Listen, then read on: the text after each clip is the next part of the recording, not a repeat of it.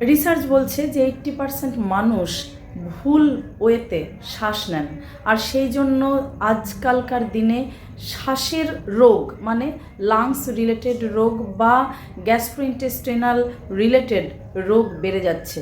তো কিভাবে আপনারা ভুল ওয়েতে শ্বাস নেন আর কোনটা সঠিক ওয়ে, আজকে আমি সেটা আলোচনা করব। প্রথম হলো মুখ দিয়ে শ্বাস নেওয়া, মানে হাঁ করে অনেকে শ্বাস নেন, সেটা ঘুমানোর সময় হতে পারে, কথা বলতে বলতে হয়তো হাঁ করেই থাকছেন, বা যখন হাঁটছেন তখন খুব সুবিধা হয়, মানে তাড়াতাড়ি অনেকটা শ্বাস যায় বলে মুখের মাধ্যমে হাঁ করে করে ওনারা হাঁটেন। তো এটা কিন্তু প্রথম মিস্টেক।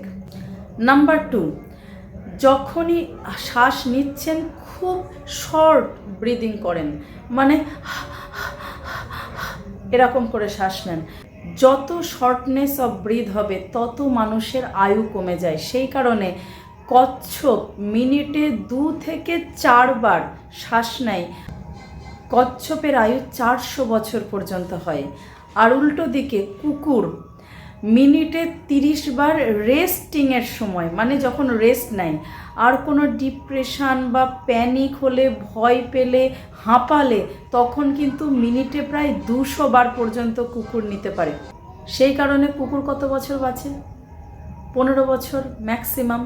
মানুষকেও সেই কারণে সুস্থ থাকতে লম্বা লম্বা শ্বাস নিতে হবে। নাম্বার 3 মিস্টেক, চেস্ট মানে বুক দিয়ে শ্বাস নেওয়া।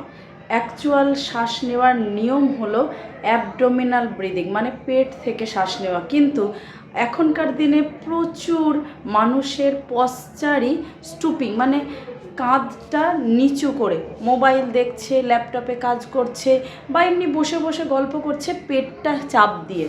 তো চেস্ট যখন পেটের উপরে চাপ দিচ্ছে তাহলে পেট তো রিল্যাক্স হতে পারছে না, আর সেই কারণে অ্যাবডোমিনাল ব্রিদিং আটকে যাচ্ছে।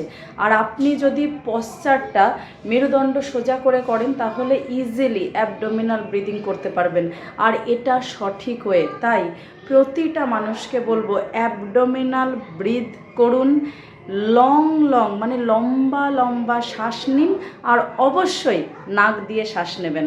ভালো থাকুন, সুস্থ থাকুন, আর শেয়ার করুন এই ভিডিওটা। তার কারণ হচ্ছে ওই যে বললাম 80% মানুষ ভুল ওয়েতে শ্বাস নিয়ে নিজের ইমিউন সিস্টেমকে নষ্ট করে ফেলছেন। Thank you.